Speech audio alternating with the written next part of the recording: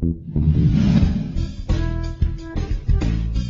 this is Steve Paradis with Fresh Start Grower Supply and another of our series, Growing It Forward. We're down in beautiful Rockcastle County, Kentucky with my good friend John Karloff, just talking about lawn care. John, thanks for being part of the show. Thanks for coming down and visiting where I grew up. And my family's bought this property in 1955, and we've been surrounded by Daniel Boone National Forest and always will be. Nice. Best neighbors you can ever have. Oh, it's gorgeous. I've gardened here my whole life.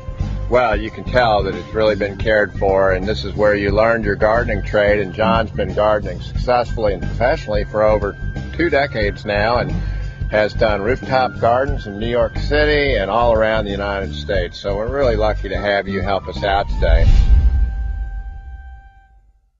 We're going to talk a little bit about our fall lawn maintenance program, because people really enjoy a lawn, and we want to give them at Fresh Start some ideas on how to do it all sustainably, and to give them some ideas that are easy yet effective so they enjoy a beautiful lawn. So what's the first step? What's happening first? Step one is you really have to get rid of the leaves. You have to rake the leaves off, because it will choke the grass out, and grass needs sunlight, and it needs air to grow properly. So that's the first step. Get rid of those leaves. Okay, well that makes a lot of sense. So, and then once you've got the leaves off, what happens after that? Then you can you need to aerate the soil, and that is simply it's a tool that has spikes on it that you run over the lawn, and it pokes little holes in it, pulls out little plugs, and it allows the air to get down into the root system. If you have an organic stand of grass,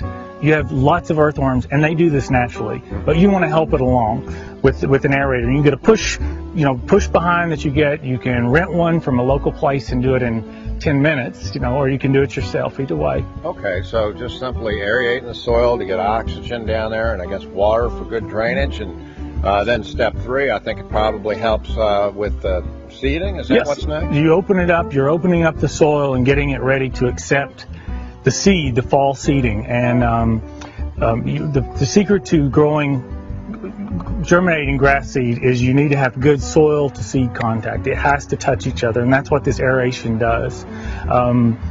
You put that in there, and you put a little bit of fertilizer in there just to get it germinated and to get it a good start. Okay, so you just broadcasting your seed with a little handheld broadcaster, and then the same thing for a fertilizer. Right. Okay, and you want to have just a little bit of fertilizer. You don't need to crank it with high nitrogen, otherwise it's going to be top growth and no roots, I think. Exactly. Right? Nitrogen, you put the nitrogen on more in the spring and summer when you're wanting growth, good top growth, but in the fall you're concentrating on good root systems. Okay, all right, got it. And now what's step 4? You got all this seed in the ground, and I guess it's going to grow because it's got great fertilizer on it. What's happening? Well, you don't want the old grass, existing grass, to choke out these new seedlings that you've planted. So you want to keep it mowed so that air and sunlight can get down there.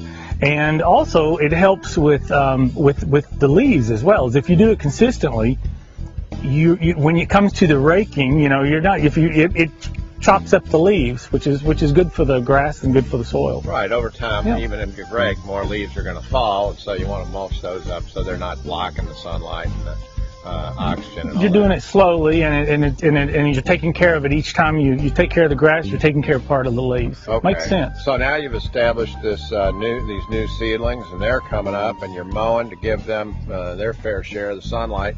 What's your last step? What happens next? Once the seedlings are firmly established and they're not so tender, once it's established, you need to condition your soil. Okay. And that's not putting again on nitrogen, but it's putting in minerals, a mineral-based fertilizer that the root system needs to make it healthy. And that adds some biology, I guess. It's like a 1-a-day vitamin. Okay. Cool. For your grass. All right. So now you've really got a whole series of steps that give your lawn a head start for next spring, and it's going to be kicking by next spring, right? It will be, if you do these easy steps, and this is easy stuff, it's very easy, simple steps. Once you do that, next year it'll be 100 times better. Nice. It's unbelievable how good it works. Well, we'll be out here with cigars, drinking lemonade or something, so it'll be great. Thank you again. I appreciate you taking the time to help us out. This is Steve Paradis, and thanks for checking us out, and good luck with your lawn. and we'll talk to you next time. See ya.